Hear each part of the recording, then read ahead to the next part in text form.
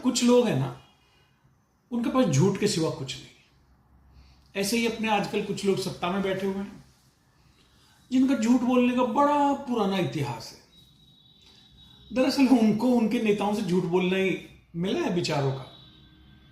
बार बार मुंह खाते हैं, गिरते हैं, लोगों के द्वारा सत्ता से बाहर फेंक दिए जाते हैं। लेकिन क्या करें, कुछ निर्माण करना, कुछ विकास करना, कुछ समाज में नई चीजें करना तो सीखा ही नहीं है। भाई हमने तो सीखा है। हमारे तो नेताओं ने पंचायती राज लाए, 18 वर्ष के लोगों को, युवाओं को मतगणना का अधिकार दिया, महिलाओं के सशक्तिकरण के कार्य किए, कृषि क्षेत्र में अमूलचूल परिवर्तन किए, भूमि का बंदोबस्त किया, चकबंदी, भूमिहीनों को भूमि देना, जमींदारी प्रथा का हमने उन्मूलन किया, उसको समाप्त किया, बैंकों का राष्ट्रीयकरण किया। बहुत कुछ है बताने के लिए, लेकिन इनके पास कुछ नहीं है। ये सोचते हैं कि झूठ बोलो सत्ता मिल जाए। देखिए इनके, आज मैं आपको झूठ बता रहा हूं। इन्होंने झूठ बोला कांग्रेस के नहीं, दुनिया के महानतम नेता श्री राजीव जी के खिलाफ इन्होंने बोफोर्स का खूब झूठ चलाया। क्या उसका परिणाम निकला? पहली बात तो कोर्ट से सभी जितनी भी जांच गठित करी गई थी उसने पाया कि सभी आरोप झूठे थे। दूसरा, बोफोर्स तोप की प्रशंसा भारतीय सेना ने की। कारगिल युद्ध के दौरान बोफोर्स तोप ने अपना पराक्रम दिखाया, भारतीय सेना के पराक्रम को और मजबूत किया, स्ट्रॉन्ग किया, जीत हासिल की। इन्होंने मुंह की खाई, इनका पूरा प्रोपेगेंडा ध्वस्त हो गया। दूसरा आपको और बताता हूं इनकी सच्चाई। उसके बाद इन बड़ी चर्चाएं हुई, नरसिम्हा राव जी की सरकार थी, पंडित सुखराम जी के ऊपर। नरसिम्हा राव जी ने केस दर्ज किया, उनकी गिरफ्तारी हुई, उनके घर से धन बरामद हुआ। नरसिम्हा राव जी ने उनको पार्टी से निष्कासित कर दिया। इन्होंने क्या किया, ये गए उस सुखराम जी को अपनी पार्टी में ले लिया, उप मुख्यमंत्री बनाया इन्होंने।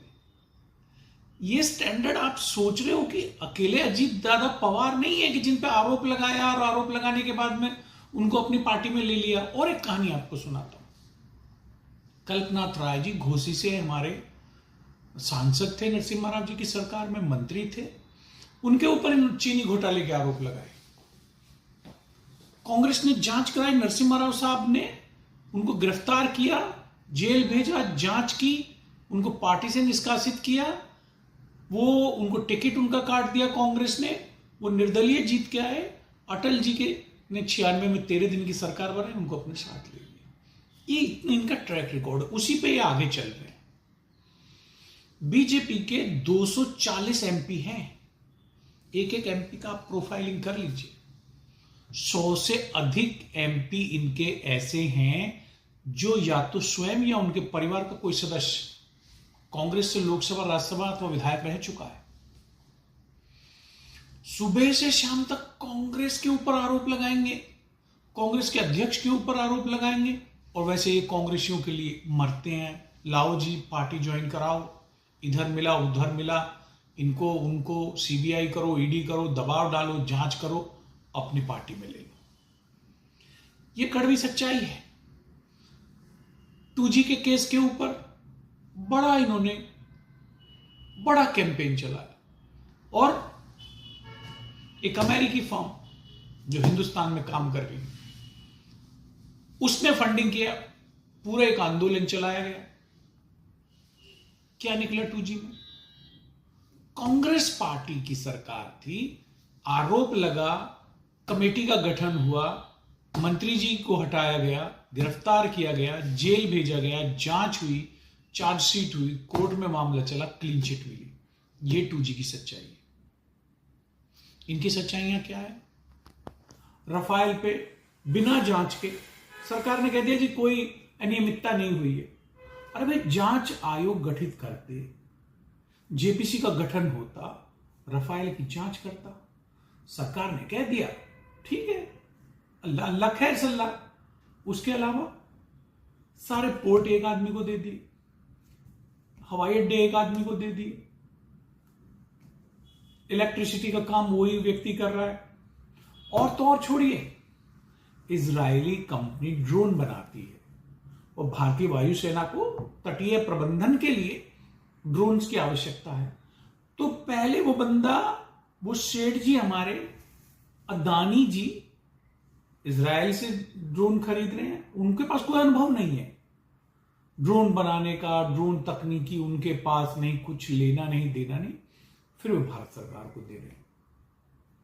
प्रधानमंत्री मोदी जी ने ओथ लिया, उसके कुछ समय बाद ही लेके अदानी जी को चले गए ऑस्ट्रेलिया, और उनको बड़े बड़े वहां कॉन्ट्रैक्ट मिले, कोल के कॉन्ट्रैक्ट मिले। एक बड़ी लंबी लिस्ट है। जहां जहां प्रधानमंत्री जी जाते हैं, देश के साथ में व्यापार करते हैं, वहीं वहीं देखते हैं कि बाद में कुछ अदानी जी भी अपना कर रहे हैं। कुल मिला के परिणाम यह है, भारतीय जनता पार्टी झूठे आरोप लगाती है। आरोप लगाने के बाद में या तो उस व्यक्ति को अपनी पार्टी में ले लेती है, अगर पार्टी में नहीं लेती है तो कुछ दिन बाद वो आरोप धराशायी हो जाते हैं। इन बिटवीन क्या होता है?